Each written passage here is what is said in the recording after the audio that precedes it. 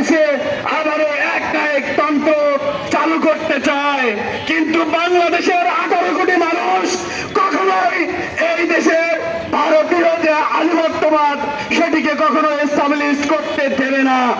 আমরা ওই শিলংয়ের যে সালাউদ্দিন সাহেব স্বরাষ্ট্রমন্ত্রীকে বলতে চাই, আপনি আপনার মন্ত্রণালয়ের কাজ বাদ দিয়ে আপনি অন্য অন্য মন্ত্রণালয়ের যেভাবে খবর তৈরি করে বেড়ান, আপনি আপনার নিজের মন্ত্রণালয়ে নজর দিন।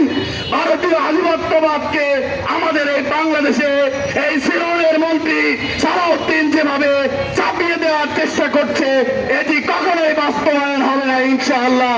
সংগ্রামী ভাইরা আমার, আগামী দিনে এই সকল অন্যায়, অবিচার, গুম, খুন এবং ধর্ষণের ব্যাপারে আমাদের প্রত্যেকটি আন্দোলন সংগ্রাম আরো বেগবান হবে বলে আমরা প্রত্যাশা রাখতেছি, এবং প্রতিটি আন্দোলনে আমাদেরকে ঐক্যবদ্ধ হবে আমরা আন্দোলন সংগ্রামগুলোকে সামনের দিকে এগিয়ে নেব, এই আশাবাদ ব্যক্ত করে আমার কথা শেষ করছি।